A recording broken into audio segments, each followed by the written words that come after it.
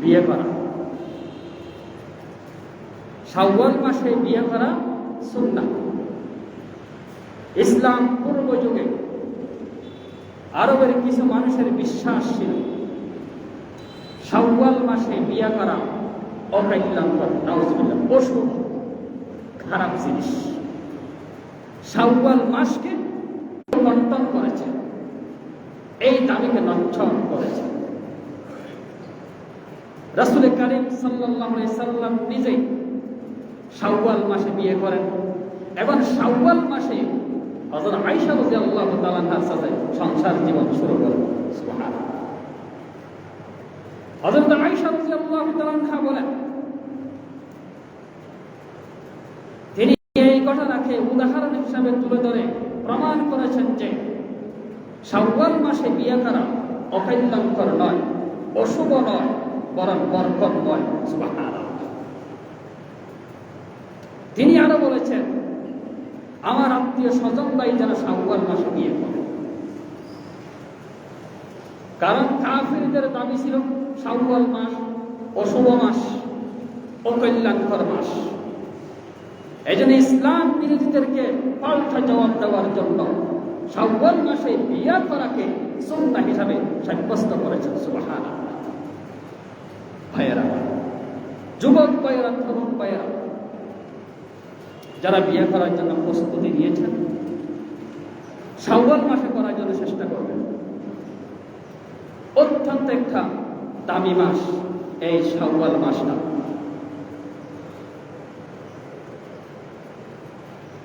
যে কোনো গর্হিত কাজ, গুনাহের কাজ, খারাপ কাজ থেকে বিরত থাকার শ্রেষ্ঠ মাধ্যম হচ্ছে বিবাহ বন্ধনে আবদ্ধ হয়ে যাওয়া। উপযুক্ত হলে দেরি না করা। এক্ষেত্রে মা বাবাকে বেশি ভূমিকা পালন করতে হবে। তিনটি কাজে দেরি করা যাবে না। কয়টি কাজ? তিনটি কাজ। এক, ফরজ নামাজ। ফরজ নামাজের ক্ষেত্রে অলসতা করা যাবে না। আজান হয়েছে আর ব্যবসা নাই, ব্যবসা বন্ধ। ওয়াদারুল বাই', আল্লাহ বলেছেন আজান হয়েছে ব্যবসা বন্ধ করে দাও, কলকারখানা বন্ধ, অফিস আদালত বন্ধ, পারিবারিক কাজ, সামাজিক কাজ, রাষ্ট্রীয় কাজ বন্ধ। আজান হলে আর কোনো কাজ করতে পারে না। বিশেষ করে জুমার নামাজের ক্ষেত্রে আল্লাহ বলেছেন, ইয়া আইয়ুহাল্লাযীনা আমানু ওয়াদারুল বাই', এবং ব্যবসা বাণিজ্য ছেড়ে দাও, কাজকর্ম ছেড়ে দাও। কিন্তু আফসোস, আমরা জুমার দিনেও ব্যস্ততা ছাড়তে পারি না। আজান হলেও আমাদের ব্যস্ততা থেকে যায়। আজান হয়েছে কখন? এই 12:30। মুসল্লি আছে নাই, ঠিকই আসবে, ওই যে টাইম চলে যাওয়ার সময় আসবে। এটি আমাদের গাফলতা। নবীজি বলেছেন, 3 কাজে তোমরা দেরি করো না। ফরজ নামাজের ক্ষেত্রে আজান হয়েছে, মসজিদে চলে আসো, সব কিছু বাদ দিয়ে দাও। আজানের পরে আমরা দোকানে বসে থাকি, আজানের পরে ঘরে বসে থাকি, আজানের পরে আমাদের পারিবারিক কাজ, সামাজিক কাজ শেষ হয়ে যায়। এটি মুসলিম হিসাবে আমাদের জন্য বেশি আফসোসের বিষয়। কোনদিন মুনাফিকি কাজ করতে পারে না। ফরজ নামাজ পড়ে, ফরজের টাইম হলে, নামাজের সময় হয়ে গেলে আমরা যথা সময়ে নামাজ আদায় করে নেব। যারা নামাজ অলসতা করে তাদের ব্যাপারে ধমকি এসেছে, ওই শাস্তির কথা এসেছে।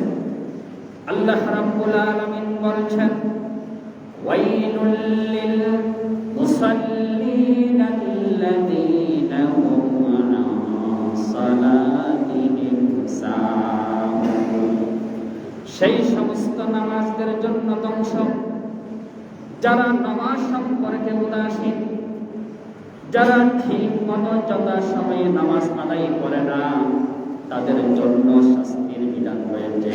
তাদের জন্য সুতরাং নামাজ ভাইয়ের আমার, নামাজের ক্ষেত্রে আমরা অলসতা করব না। নামাজ কেবল আমার খাস আছে, খাস কেবল আমার নামাজের সময় হয়ে গেছে, আজান হলে আমরা মসজিদে ছুটে আসব।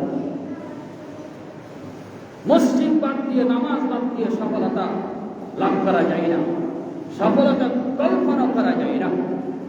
আল্লাহ বলেছেন, যখন বলে মুয়াজ্জিন সাহেব, যখন বলে হাইয়া আলাস সালাহ, তোমরা নামাজের দিকে আসো, হাইয়া আলাল ফালাহ, কল্যাণের দিকে আসো, কল্যাণের দিকে আসো। তাহলে বোঝা গেল কল্যাণ নামাজ, সফলতা নামাজ। তা আপনি নামাজ বাদ দিয়ে দোকানে বসে থাকলে তো কল্যাণ পাওয়া যাবে না। আজান হলে আর কোনো কাজ চলতে পারে না, এটা মাথায় রাখবেন যুবক ভাইয়েরা, বৃদ্ধ বাবারা, তরুণ ভাইয়েরা। সুতরাং 3 কাজে দেরি করবেন না। ফরজ। 2 নম্বরে, জানাজার ক্ষেত্রে লাশ যখন মাঠে আসবে আর দেরি করা যাবে না, যথা সময়ে নামাজ আদায় করে জানাজা সম্পন্ন করতে হবে। কিন্তু আফসোস দেখা যায়, এই জানাজার মাঠেও রাজনীতি চলে। দাঁড়াচ্ছে দাঁড়াচ্ছে বক্তৃতা দিতে দিতে অনেক সময় শেষ করে দেয়। লাশ উপস্থিত হলে আর দেরি করা যায় না, তাড়াতাড়ি যথা সময় নামাজ আদায় করতে হবে। 3 নম্বরে, মেয়ে উপযুক্ত হয়েছে, ছেলে উপযুক্ত হয়েছে, তাড়াতাড়ি মা বাবা যেন বিয়ের ব্যবস্থা করে দেয়। আজ বিয়ের বাজার কঠিন হয়ে গেছে, জানার বাজার সহজ হয়ে গেছে। বিয়ে কঠিন হওয়ার কারণে জানা সহজ হয়ে গেছে। মহারানার দরাদরি, যৌতুকের ছাড়াছাড়ি, যৌতুক দাবি দেওয়া, এগুলোর কারণে বিয়ে কঠিন হয়ে গেছে। যার কারণে যুবকরা বিভিন্ন অনিসলামিক পথে তারা তাদের যৌবনটাকে ধ্বংস করে দিচ্ছে। এই জন্য বৃদ্ধ বাবারা আছেন, মা বাবারা, সন্তান উপযুক্ত হয়েছে আর দেরি নাই, বিয়ের ব্যবস্থা করে দেবে। মেয়ে উপযুক্ত হয়েছে, দেরি করা যাবে না, ভালো পাত্র ফেলে বিয়ের ব্যবস্থা করে দিবেন। এটা মা বাবার হক, মা বাবার দায়িত্ব।